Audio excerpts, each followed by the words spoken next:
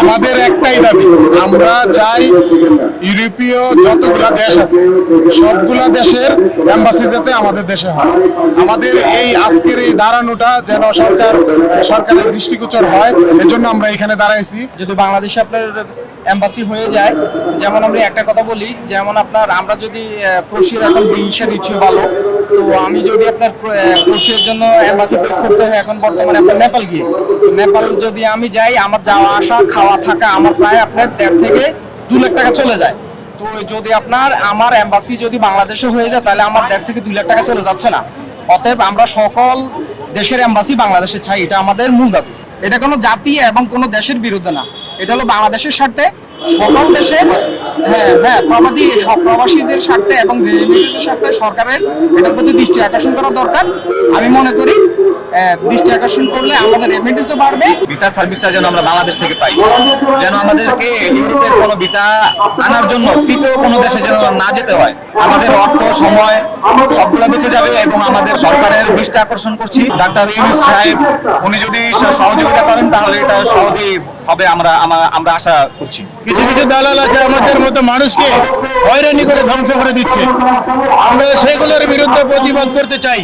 আমরা চাই না এই যে এরকম দালাল আমাদের দেশে থাকুক।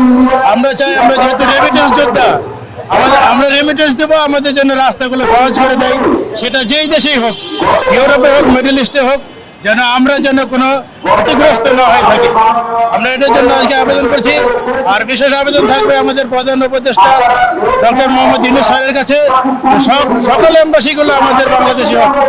আমরা চাই না নেপাল কিংবা ইন্ডিয়া এগুলো দেশে যায়, এটা আমরা চাই না। যেমন রুশিয়া, পর্তুগাল এইসব এম্বাসি ফেস করতে হলে নেপাল বা ইন্ডিয়া যেতে হয়। তো নেপাল বা ইন্ডিয়া যে আমাদের 2 থেকে 3 মাস থাকতে হয়। তো ওই জায়গায় আমাদের 2 লক্ষ টাকার উপরে খরচ। তো কি দরকার আছে আমরা আমাদের টাকা নিয়ে অন্য দেশে যাওয়ার? যদি আমাদের দেশে এম্বাসিগুলো হয় তাহলে আমরা এই 2 থেকে 3 লক্ষ টাকা ওই দেশে যাওয়ার দরকার নাই, আর 2 থেকে 3 মাস থাকার দরকার নাই।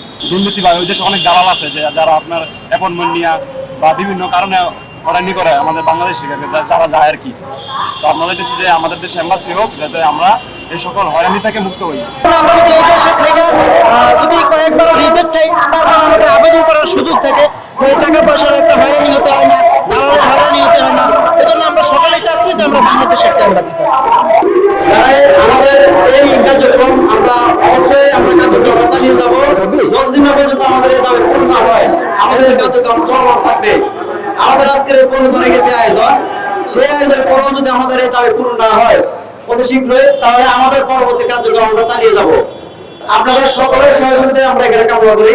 আর বিশেষ করে আপনারা যারা বাংলাদেশ মিডিয়াতে আছেন, আপনারা আমাদের এই বিষয়টা খুব ভালোভাবে আপনারা দেখবেন। একমাত্র আপনাদের সহযোগিতায় আমরা পারি আমাদের যে দাবিগুলো সেগুলো বিশ্ব মিডিয়া তুলে ধরার জন্য, এবং আমাদের যে দাবিগুলো সেগুলো বিভিন্ন এম্বাসির মাধ্যমে আমরা প্রকাশ করতে পারি তাদের কাছে, তাদের নজর আনতে পারি আমরা যে আমরা কি চাই, আমাদের দাবিটা কি।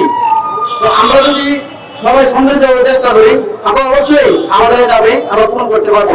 কেননা আমরা ইতিমধ্যে জানি আমাদের দেশে অনেকগুলো বিশেষ সেন্টার অলরেডি আছে, সেগুলোতে আমরা আমাদের বাংলাদেশ যারা সরকার প্রথম উপদেষ্টা থেকে শুরু করে সবাই আমরা খুব ভালোভাবে আমরা এগুলো ফেস করতেছি। তো যেহেতু বাকি দেশের এম্বাসিগুলো আমাদের দেশে স্থাপন করা হচ্ছে, আমাদের দেশে অলরেডি বিএফএস আছে, আমরা চাইলে আমাদের যে বিএফএস সেক্টরগুলো সেগুলো শীঘ্রই আমাদের দেশে আমরা স্থাপন করতে পারি, যেহেতু সেগুলো বিএফএস সার্ভিস। আমাদের প্রধান উপদেষ্টা এমনকি আমাদের একটা থাকবে, আপনারা অতি শীঘ্রই যে বিএফএস সেক্টরগুলোর মাধ্যমে যে সরকার কার্যক্রম চালু করে আপনারা তাদের সাথে কথা বলুন অতি শীঘ্রই বিএফএস সেক্টরগুলো বাংলাদেশে ব্যবস্থা করুন। কেননা আমাদের প্রতিনিয়ত নেপাল এমনকি ইন্ডিয়ার একটা বিষয় জটিলতার কারণে আমাদের প্রতিটা বিষয় আলোচনাকারী আমরা প্রতিনিয়ত এয়ারপোর্টে হেনস্থ হচ্ছি। অনেক প্রবলেম আছে, যেগুলো আপলোড, তারপর দেখা যাচ্ছে আমাদের বৈধ করে থাকার পরেও আমরা এয়ারপোর্ট থেকে আপলোডের কারণে, বিভিন্ন সমস্যার কারণে, ইন্ডিয়ার জটিলতার কারণে, বাজার করা যাওয়ার সময় আপলোডের কারণে আমাদের বৈধ কাগজপত্র সব নষ্ট হচ্ছে, আমাদের অ্যাপয়েন্টমেন্ট নষ্ট হচ্ছে। সেগুলো না হয় সেগুলো আপনাদের তারপর বিশেষ করে যে আর্থিক যে ক্ষতি আমাদের দেশের হচ্ছে, প্রতি বছর আমাদের 1 লক্ষের অধিক স্টুডেন্ট এবং শ্রমিক আমরা ইউরোপে যাই। তো আমরা যদি বাইরের দেশে ভ্রমণ করি, আমাদের দেশে যে টাকা যে পয়সা আছে আমরা সেগুলো সাথে করে নিয়ে বিভিন্ন দেশে আমরা খরচ করতে হয়, সেটাও আমাদের একটা ক্ষতি। আমরা যদি আমাদের দেশে এম্বাসিগুলো স্থাপন করতে পারি, আমাদের দেশের রেমিটেন্স বাড়বে, আমাদের দেশের লাভ, আমাদের সবার জন্য লাভ।